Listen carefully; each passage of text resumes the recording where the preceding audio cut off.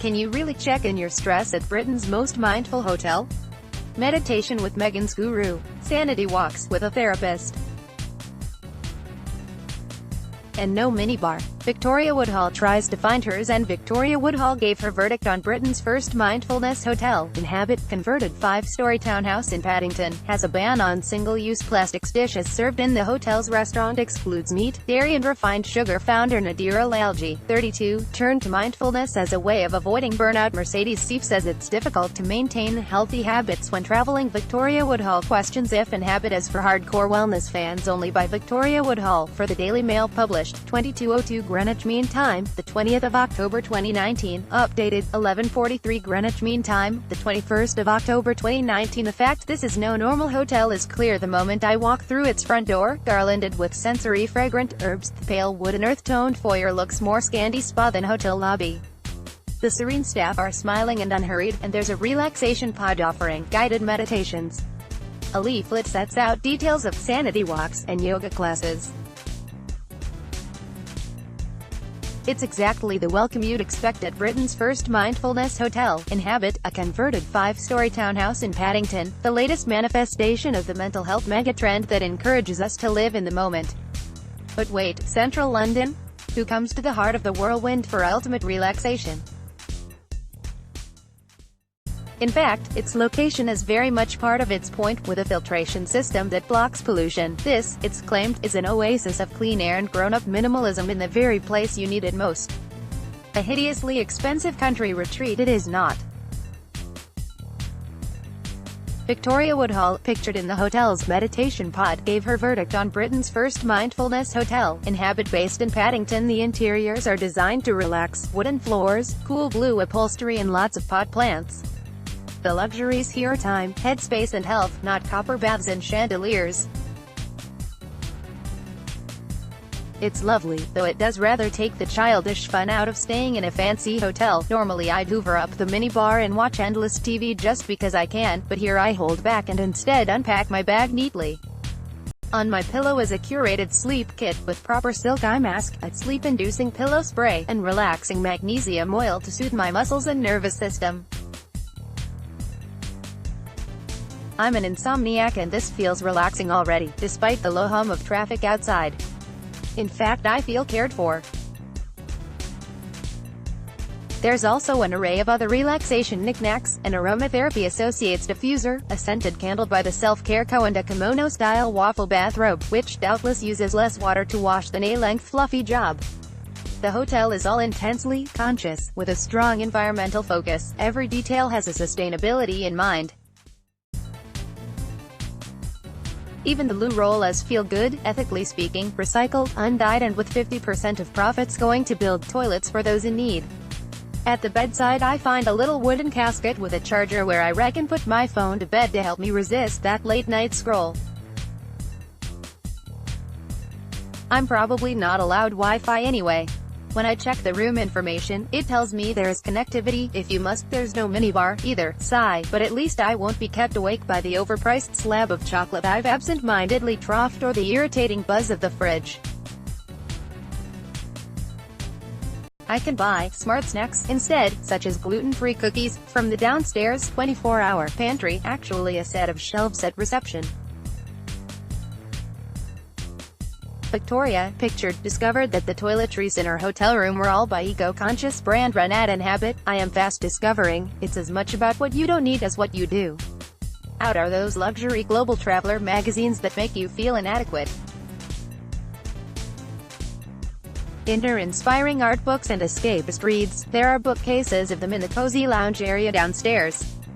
There are no disposable slippers or cotton buds wrapped in plastic. In fact, single-use plastics are banned.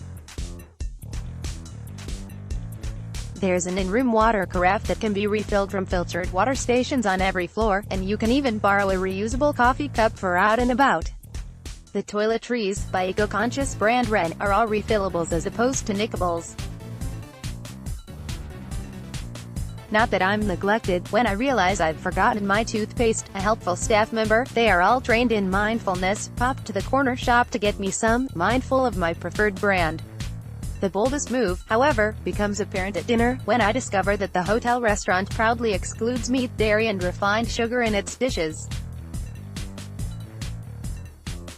For an upmarket London hotel, this is radical. Instead, I'm delivered a vegan bowl of brown rice, pulses and vegetables, which sounds utterly joyless but the chef manages to make delicious. Even the napkins are on message, emblazoned with prompts reminding me to eat with my non-dominant hand, to make eating more conscious or mindful, to chew each bite 25 times and stop eating before I'm.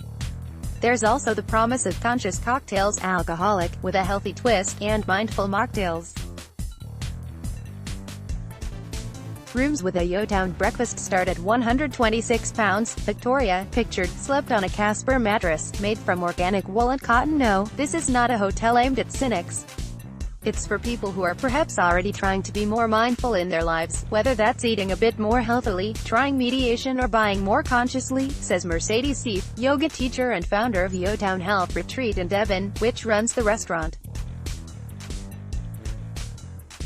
She's also running a mindful book club at Inhabit, and a meditation course with a man called Mike Watkins, who taught Meghan Markle to meditate. When you are traveling, you find it hard to keep up those habits, to find the right food to eat, or a place to do yoga.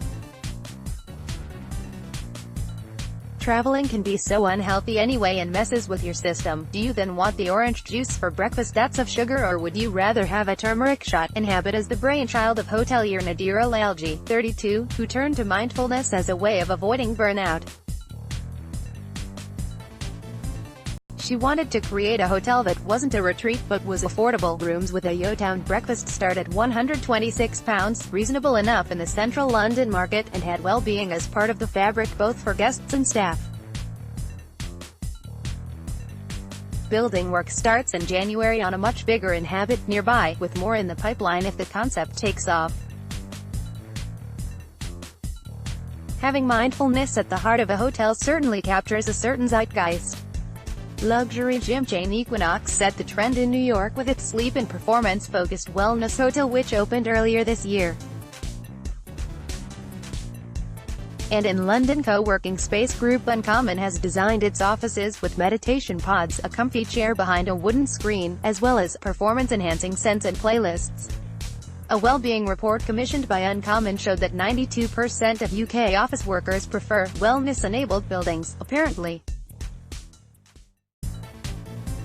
Yoga teacher Mercedes Seif, pictured with Victoria, has created a number of sleep meditations that guests can play through their TV when it's time to turn in. I retreat upstairs with an steaming mug of medicinal mushroom adaptogenic latte. Adaptogens are compounds that help cope with stress, and a chocolate chip cookie that adheres to the principles of the paleo diet, all served on a tray marked gratitude. I hop into the water-saving shower before snuggling under the duvet made from 120 recycled plastic bottles.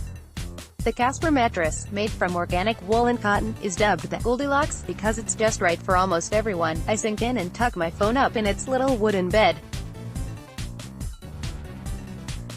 And yet I still can't sleep.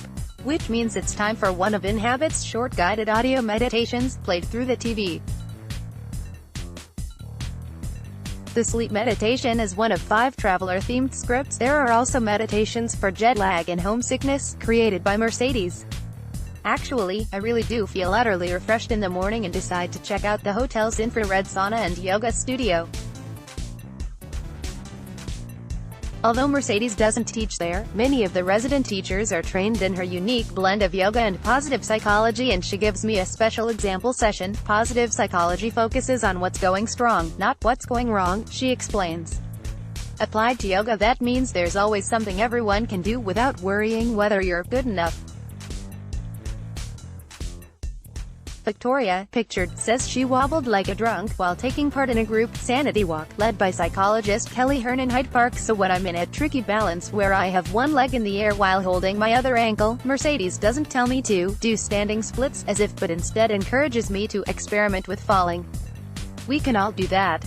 It wouldn't be a mindfulness hotel without some kind of nature activity. Of course, mindful practices often involve engaging with the natural world.